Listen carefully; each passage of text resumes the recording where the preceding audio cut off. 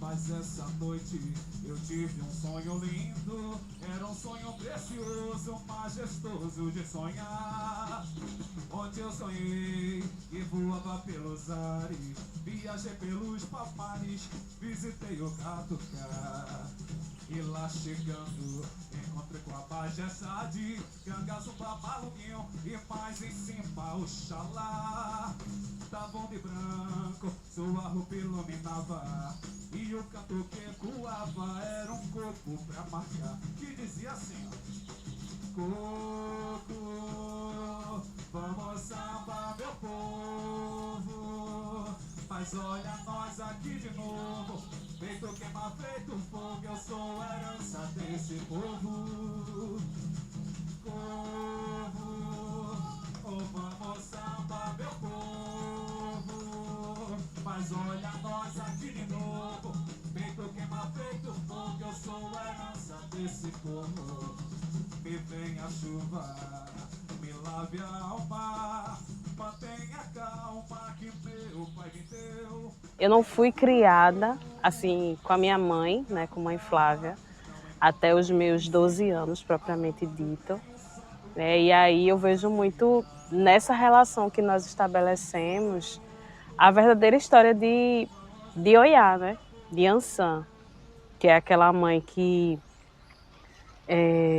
gesta, tem os seus filhos, consequentemente, por situações do cotidiano, do dia a dia, ela precisa se ausentar desses filhos, mas ela deixa os seus chifres, né, para que eles possam estabelecer esse diálogo, essa comunicação, esse contato, né, sempre que se fizer possível, sempre que fizer preciso, e sai para guerrear. Então, assim, com a minha mãe também não foi diferente. Pelos contextos da vida, ela precisou me deixar meu irmão. Meu irmão retomou logo esse contato com ela, mas eu passei um tempo um pouco maior. Mas isso não queria dizer que ela não estava presente, que ela não vinha me socorrer nos momentos precisos. E aí, por que eu toquei nesse assunto? Porque hoje esse espaço que vocês conhecem como o espaço do Catucá, o espaço do Ilhaxé, o espaço da nossa biblioteca comunitária, foi um espaço que eu tive o primeiro contato em 1992, quando os meus tios, que eram as pessoas que me criavam, a figura do senhor Edmilson, de Dona Belonísia, conhecida como a tia Beló, de tia Dai, vieram morar aqui. Então, esse espaço, essas árvores, inclusive, principalmente o pé de goiaba, que é a minha relação mais afetiva, e minha memória mais ativa, eram os meus companheiros, né? Toda essa vegetação eram os meus companheiros. Quando eu completei 12 anos, né? Eu fui morar com Mainha e com Davidson. E aí eu posso dizer que os nossos laços se estreitaram ainda mais, né? Essa relação nossa. E foi quando eu comecei a ter um contato mais direto com a questão espiritual. Uma vez que a gente perpassa pelo sincretismo, pela questão do catolicismo, né? Do cristianismo propriamente dito, nos é vultado, né? O espiritual vem sempre como essa figura de um vulto, vem sempre como uma figura demoníaca. Então eu tive muito medo. Preciso confessar que eu e ela discutimos muito, né? Mas era uma discussão saudável. Discussão essa que para mim era muito interessante, porque ao fim a gente se abraçava e dizia para mim que um dia eu ia entender.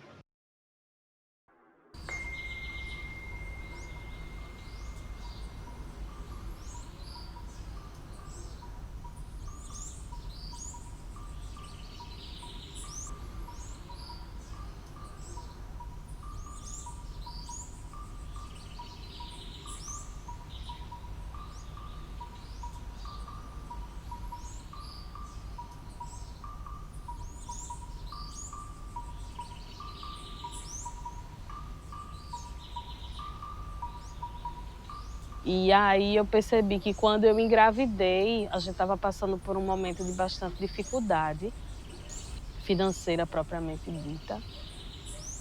E eu recordo muito bem que quando ela chegou para mim e disse para mim que a gente estava passando por aquilo naquele momento, mas daqui a um ano, filha, a gente vai estar rindo, não vai existir prazer para você maior do que você ver seu filho e você vai ver que a vida acaba tendo um outro sentido. E de fato, sabe, eu percebi que ela começou realmente a adentrar em um outro plano que hoje para a gente faz sentido, né? Mas foi a própria preparação da espiritualidade, sabe? Desse cuidado, né? Dessa perpetuação, dessa ideia mesmo da ancestralidade, né? Dessa preparação que vai acontecendo sem que a gente se dê conta, né? E por muitas vezes, quem está nesse processo de preparação tem toda, ou se por assim dizer, quase que toda a consciência do que está sendo elaborado, do que está sendo manipulado, do que realmente se deseja, né? Mas só ao fim realmente é que a gente sabe o que é que em que se concretizou.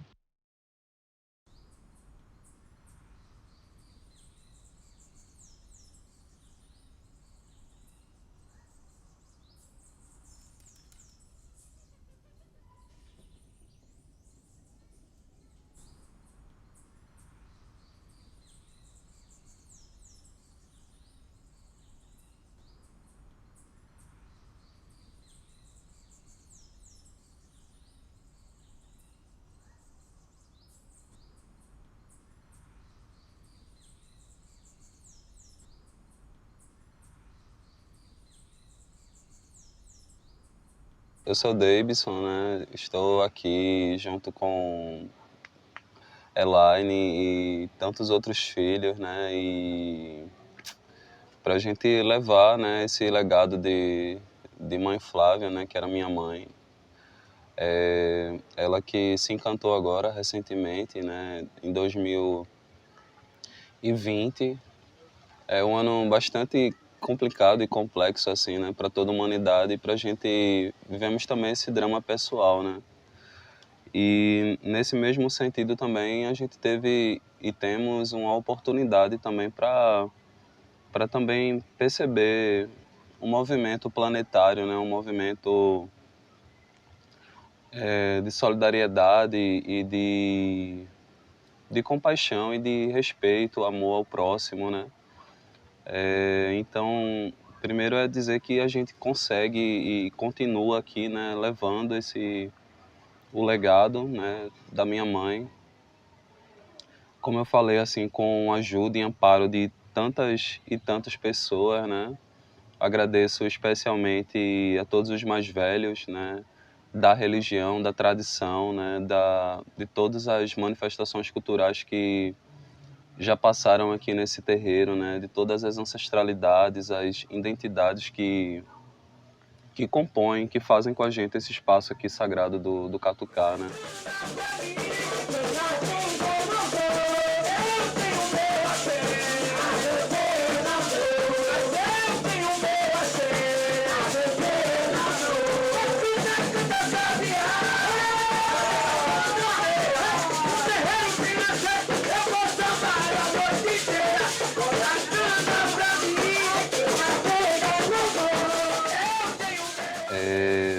Então eu também agradeço assim pelo privilégio, né, de poder, né, de certa forma contribuir, né, com essa luta, né, que é social, que é espiritual e comunitária também, né? A gente entende que o campo acadêmico, por muitas vezes, nos amplia muita coisa, né? Nos abre os olhos para muita coisa, mas que teoria por teoria, sem prática, por muitas vezes não funciona, né? Por muitas vezes não, acaba não funcionando. E aí a gente foi entendendo que a entrada, a minha e a de Davidson, né, propriamente na condição de estudantes, era uma entrada que se fazia precisa para a gente levar o que a gente tinha de mais rico na nossa casa, que era a nossa mãe. E aí ela também foi tomando esses espaços, foi tomando esse espaço, né? Como a mestra que ela era. Vai começar bem, acabou e eu me apaixonei. Me apaixonei por essa doideira de saber que era luta de resistência, que eu estava lutando pelos meus amigos que não conseguiram lutar, como eu, sempre discutindo com governantes, muitas vezes ficando revoltada porque nós, sociedade, tem uma força tão grande e ao invés da gente juntarmos para lutar contra os governantes, contra os piores, contra os maiores, acaba usando essa força para lutar um contra o outro. E é aonde acaba todo mundo se destruindo. Porque se a humanidade parasse para pensar um pouquinho, que se ela pensasse no irmão que está de lado, como poder ajudar para que chegasse outro e ajudasse a você próprio, tudo era diferente. E sem que a gente percebesse, a gente adentrou nesse mundo da cultura, né, dentro das políticas de enfrentamento. Aí foi que a gente entendeu o quanto que as pessoas não tinham o entendimento do que era a nossa religião, né? E aí o preconceito se deu, né? As discriminações aconteceram. A gente tomou isso como base, assim, e como um pilar para a gente entender que precisava acontecer, né? Que não era só um entretenimento, era para muito além.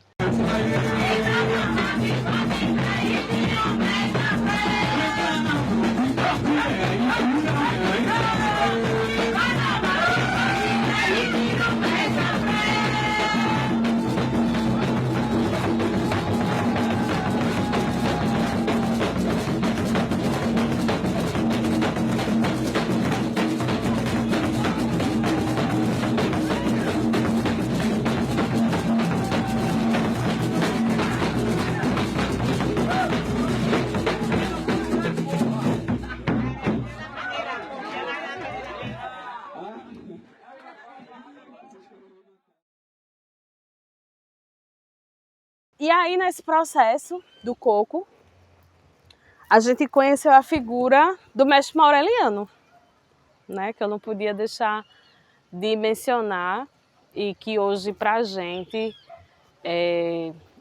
diz que ele é o nosso padrinho. E aí, nesse processo, o mestre nos acolheu e aí ele começou a nos dar todo o suporte, né? Dentro do campo do conhecimento mesmo, artístico, por assim dizer, mas da cultura como um todo. E achando pouco o que ele já tinha nos ensinado, ele nos deu, né? Ele disse que tinha um presente para a gente. E aí ele nos chamou e nos apresentou o maracatu, Nação Cabeça de Negro. Vou de cabeça em cabeça, antes que a matéria vire pó. Vou passar pra outra cabeça o que aprendi com a minha avó. De cabeça. Eu tinha um maracatu que eu tinha feito em Camaragibe, mas na primavera, junto com o pessoal, que depois, por desinteresse, questões culturais, o pessoal foi abandonando e tal. E eu me lembrei de Dona Flávia e do Catucá, né? Eu disse, eu vou fazer a proposta para ela tomar conta do maracatu, né? Que era tudo que o maracatu precisava, era uma nação, e eles eram uma nação, eles são uma nação do quilombo do Catucá. Então eu levei para lá, mas eu não sei nada de maracatu, né? Tudo que a senhora faz é maracatu. O maracatu é quando a pessoa se autodetermina como líder, né? E comanda uma nação. E a senhora já faz isso. Então ela aceitou e fui passando os pormenores de como era e tal. E ela foi se aprofundando mais no assunto. Então ela ficou com o maracatu. Mas como é o nome desse maracatu? Aí eu disse, olha, o nome do maracatu é Cabeça de Negro. Mas por que Cabeça de Negro? Eu vou dizer, tudo que a senhora aprendeu isso tudo aonde? Eu disse, não, eu aprendi com fulana e tal. Então a senhora foi para a escola? Não, tinha algum canto escrito? Então, foi passado de cabeça em cabeça os conhecimentos que a senhora tem hoje. É por isso que o nome é Cabeça de Negro, porque é todo o conhecimento que vai se passando de cabeça em cabeça, na oralidade. E pronto, ela aceitou e foi. Aí ela seguiu o maracatu, né? E tudo se confirmou no que eu observava de mãe Flávia, né? Que da luta dela, de sempre ter alguém batendo na porta dela e ajudando, e juntando quem está separado e quem precisa de um pão, quem precisa de uma roupa. Aquela coisa, né, de solidariedade, né? E de um líder, que ela sempre foi uma líder, uma grande líder. Infelizmente ela teve que partir e hoje Elaine toma conta do maracatu, né? Ela está sendo preparada para ser a rainha, que já é, né? Ela já comanda. Hoje, né, a nossa comunidade Viana é uma das comunidades mais carentes, né? E aí eu acho muito interessante trazer que a nossa comunidade é uma comunidade que tem uma concentração muito grande de pessoas idosas. E aí a gente sabe o quanto que é preocupante uma pessoa idosa estar passando por necessidade. E aí o nosso espaço, né, digo nosso porque é algo de cunho coletivo, é um espaço que vem sendo visto por esses jovens, por esses idosos, né, como um espaço realmente para o acolhimento, né? As crianças eu nem comento porque a festividade das crianças por si só acabam os trazendo, né, para esse processo de acolhimento e aí elas começam a desenvolver uma relação diferente, né, com esse espaço. Uma relação realmente de afeição, de apropriamento, de divertimento, de empoderamento. Na realidade, muitas dessas brincadeiras eram as brincadeiras que aconteciam na infância, como pau de sebo, como corrida de saco, como dança da cadeira, mas para mim o principal de todo é o bamborim. Então ele me representa muito. Eu gosto de ver as crianças, entendeu? Se entregando, se jogando, entendeu? Então, assim, aquilo para mim é muito prazeroso. Quando eu vejo todas aquelas crianças, a felicidade de um aringar com o outro por causa do confeito. É sério. Não só do confeito, mas também dos brinquedos. Então, é uma forma que você vê, na realidade, hoje em dia, no mundo que a gente está vivendo, as crianças se jogarem, se entregarem em uma brincadeira. Essa festa surgiu de uma promessa que ela fez. E assim, como a gente sempre foi muito ligada a uma outra, ela assumiu essa responsabilidade da promessa. E eu sempre carreguei essa promessa com ela. Então, dizer a você que é fácil assumir Dona Flávia em nenhum momento. Entendeu? Em nenhum momento. Mas assim, eu sabia do peso da responsabilidade, mas eu estava muito confiando daquilo que ela tinha me passado. Não sei, esse espaço aqui, como manhã falava assim, é um pronto-socorro universal, né? Eu acho que todo terreiro, toda casa de axé, assim como tantos lares espíritas e centros comunitários, né? E aqui eu acho que a gente é uma veia, né? Que nutre esse organismo vivo e cósmico que é a Terra, né?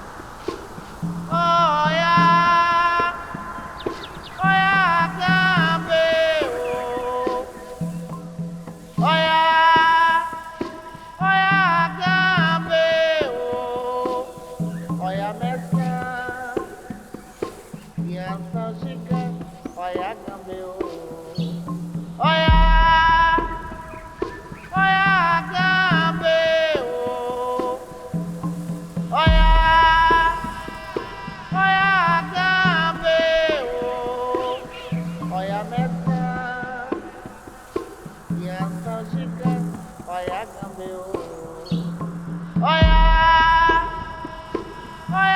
Gambeu,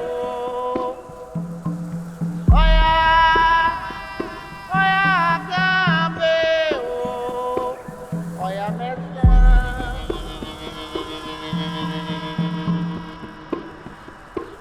e essa gigante.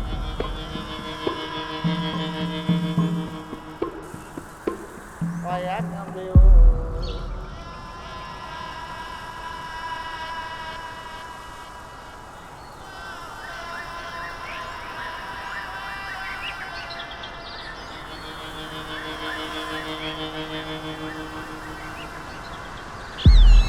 Olha a divina nos axé, é meu axé o amor. Olha, olha a divina nos axé. Arre, olha, cabelo, olha, puxê, arre, tesouro, arre, olha, cabelo, arre, olha.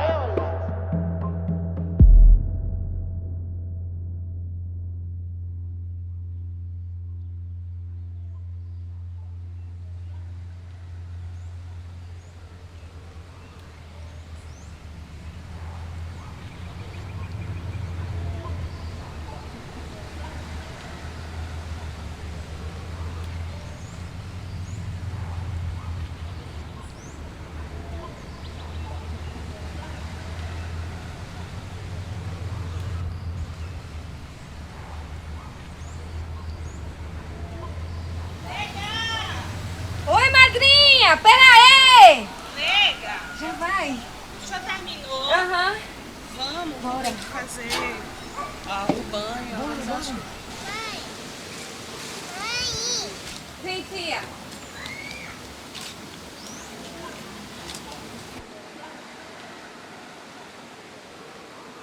Por onde eu começo? Bom, eu sou Luísa de Oxum, conhecida também como Luísa de Maria Padilha. Tenho 31 anos de santo feito. Tenho mais de jurema do que de santo. Fui iniciada por Iaçunda Cidelegi, bença meu pai onde ele estiver. Sou mãe de vários filhos que eu amo muito. Sou uma mãezona. Sou trans, sou negra, com muito orgulho. Sou do Oxum. E conheço muita gente também que é do santo, que também tem a mesma postura que eu, tem a mesma determinação, que ama o que faz no candomblé, que ama nossa cultura, nossa raça.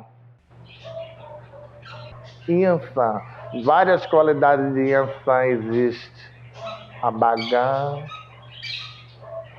a Onira, a Balé, Egunitá, são todas inhansãs muito poderosas, né? Uma pertence aos eguns, rainhas dos eguns, outra determina o fogo, outra determina a tempestade. É a mulher que come bola de fogo. Uma mulher que não teme guerra, não teme homem, ela enfrenta. Uma mulher bem determinada em tudo que faz. Ser filho de Inhansã tem que ter personalidade, como o povo de Oxum, como eu. Tem que ser alegre, tem que ser mãezona, tem que comandar a casa com brilho, com encanto, com amor. Na hora de falar sério, tem que falar sério. Na hora de puxar a orelha, tem que puxar a orelha. É uma casa de axé que se movimenta assim.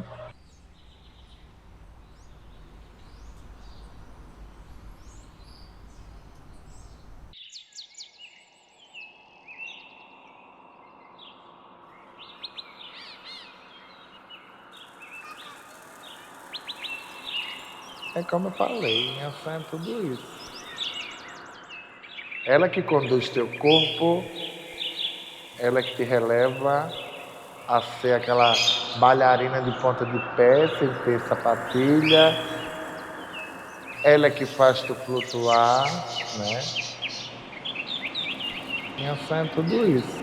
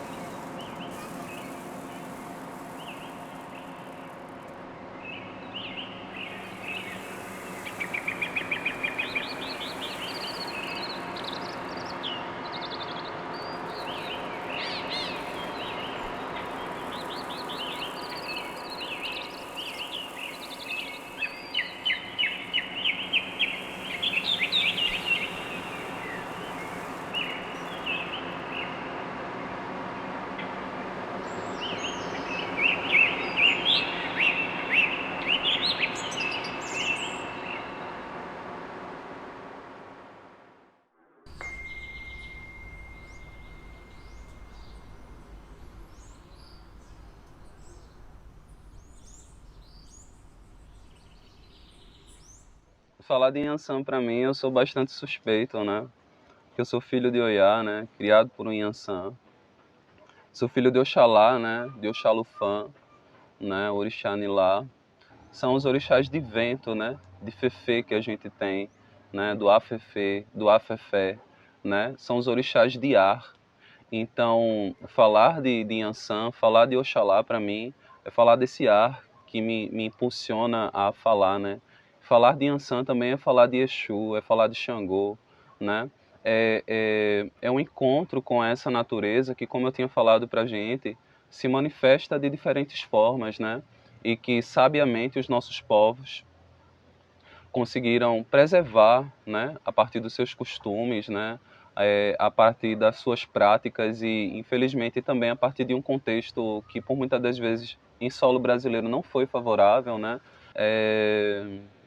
falar das Ialorixás, para mim, né, dessas lideranças, dessa linha matriarcal que é o nosso candomblé, é tentar dar outras conotações, né, é tentar atribuir outros sentidos que não só o sentido religioso, né, mas o sentido de uma liderança social, né, de uma liderança comunitária, né. Muitas dessas IAs, né, assim como era e como será sempre minha mãe, né, com suas práticas de curas, né, nos seus movimentos de encontro, de respeito com o outro, com o diverso, né, e numa sociedade hierarquizada como a nossa e de certa forma também tão transplantada culturalmente como a nossa, né? A gente percebe que muito dos nossos valores, princípios, da nossa voz, da nossa resistência, né? Da nossa existência, se conservou e se conserva a partir da trajetória dessas mulheres, né?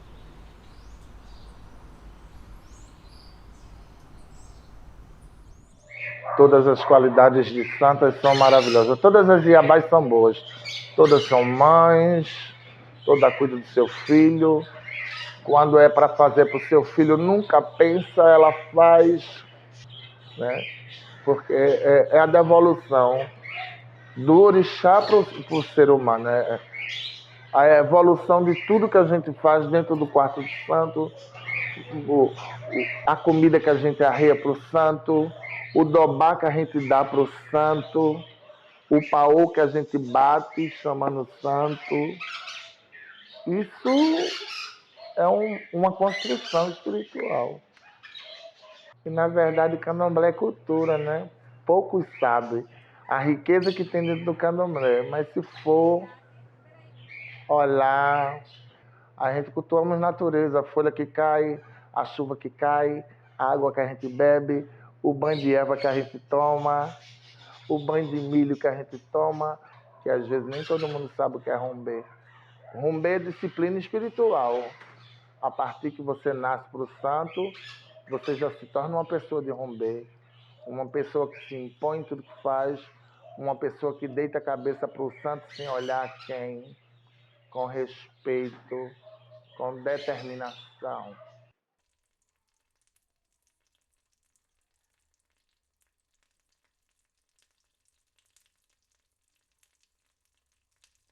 Eu sou Noé Gomes da Silva, nasci em Carpina, no bairro Santo Antônio. Hoje eu sou sacerdote da casa de Inhaçã, do Castelo de Inhaçã, da Nova Tiúma.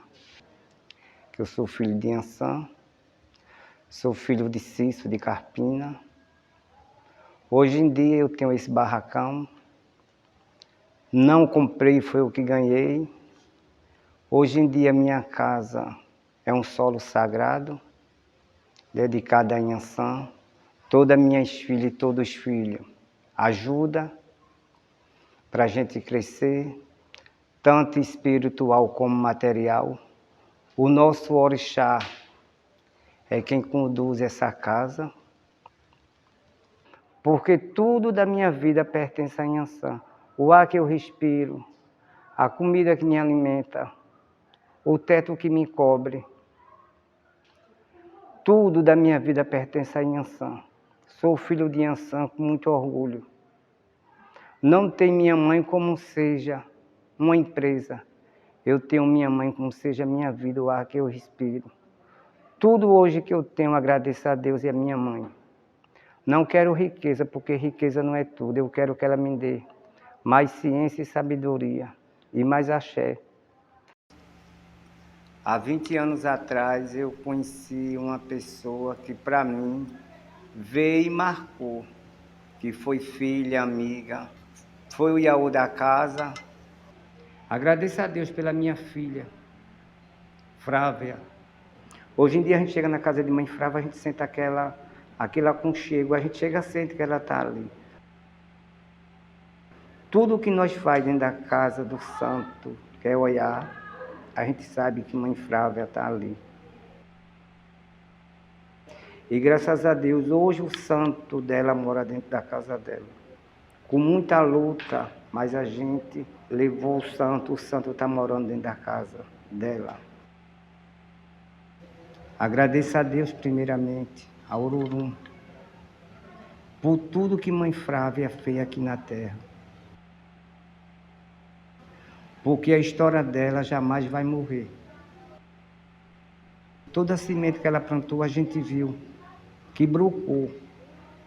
É Orixalá e Oxum, são um casal de filhos que mãe Frávia deixou no mundo para tomar conta.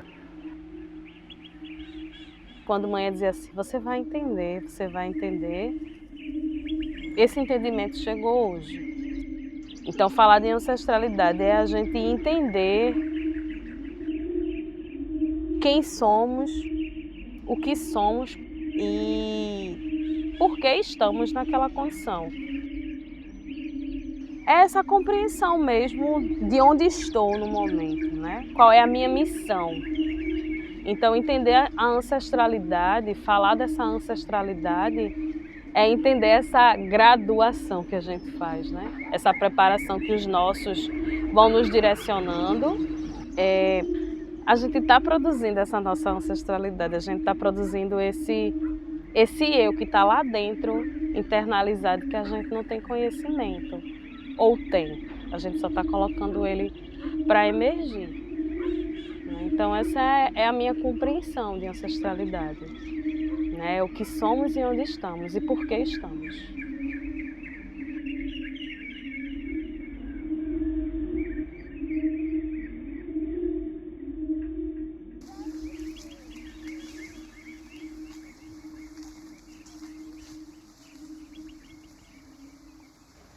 Falar de ancestralidade para mim é percebê-la em dois movimentos mínimo, né? Uma ancestralidade que é mítica, que vem com todo um plano etéreo, cósmico, né? E uma ancestralidade que ela é de uma descendência direta, né? Dos nossos antepassados, de espíritos, entidades como nós, né? Desde um ente a uma divindade, né? Esse divino que se reflete a partir da magia dos orixás, que a partir dessa sublimação da força da natureza, né? Dessa hominização, né? Das nossas trajetórias míticas, que para mim se apresentam enquanto os orixás, apresentam-se então quanto essas entidades, e dessa valorização dessa ancestralidade que é próxima de nós, né? Que nos compõe e que também transpõe qualquer laço biológico, né? Estamos falando aqui de traços culturais. Então, uma ancestralidade que se encontra e que se forma com o outro, né? Eu acho que a gente precisa, eu particularmente valorizo muito isso, né? Dessas buscas, dessas trajetórias individuais que se encontram e se fundem, né? Nesse mundo que é tão diversificado, né? Para além também desse plano divino, para além desse plano das entidades, mas que transcende a gente numa condição outra de ser humano. Seja assim com os orientais, com os africanos, com os povos indígenas da América do Norte e da América Central, né? Dos diferentes povos do mundo, né? A gente transcende em algum lugar e a gente se encontra, né? E a gente cria um outro movimento de libertação e de resistência. Não sei, compreender para mim outra questão da ancestralidade, assim, que é muito importante a gente perceber, né? E afirmar que essa ancestralidade ela é uma co-vivência, né? Ela é uma co-participação e ela é também uma ressignificação de tudo que a gente viveu, né? Porque essa ancestralidade dessa tradição que se faz no contemporâneo. Toda a tradição ela é atual. Toda a tradição ela é atual, ela precisa se comunicar, né? Qualquer coisa que não se comunique, que é tradicional, está lá atrás. Então, eu percebo muitos elementos contemporâneos que nos falam, que nos dizem, elementos esses tão distintos culturalmente, que nesse encontro, né, histórico forjou essa nossa identidade, né, afro-brasileira e africana e afro-indígena também.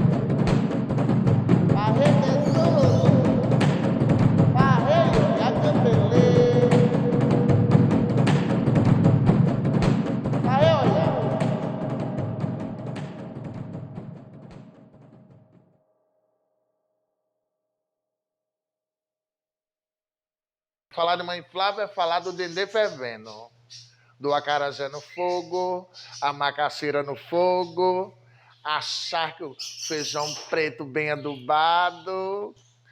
Mãe Flávia era de Iansã mesmo, era de Iansã, a alma, ela respirava em Iansã. Eu costumo dizer que, tipo, ela é minha maior inspiração, né? A sua própria luta, né? O seu próprio movimento também me fez percebê-la em outros lugares, que não só de mãe, né? E, inclusive, percebê-la enquanto mãe e perceber o quanto de possibilidades de ser mãe existem, né? Dentro da nossa religião, a morte é uma passagem, então ela só passou para o outro lado, mas ela permanece aqui conosco. É saber que ela foi para o Auê, mas ela está pedindo ururum por nós. Mas essa noite eu tive um sonho lindo, era um sonho precioso, majestoso de sonhar. Onde eu sonhei e voava pelos ares, viajei pelos palmares, visitei o Catucá. E lá chegando, encontrei com a majestade, Ganga, Zumba, Malunguinho e mais em cima Oxalá. Tavam de branco, sua roupa iluminava, e o canto que ecoava era um coco pra marcar, que dizia assim, ó: coco, vamos samba, meu povo, mas olha nós aqui de novo, feito queima, feito fogo, eu sou herança desse povo. Povo, oh, vamos samba, meu povo, mas olha nós aqui de novo, feito queima, feito fogo, eu sou herança desse povo. Me vem a chuva, me lave a alma, mantenha a calma que meu pai me deu. Eu sou filho de Olorum, eu sou lá do Catucá. Não importa o invisível, ao meu lado tem um santo pronto para guerrear. Povo, vamos samba, meu povo, mas olha nós aqui de novo, feito queima, feito fogo, eu sou herança.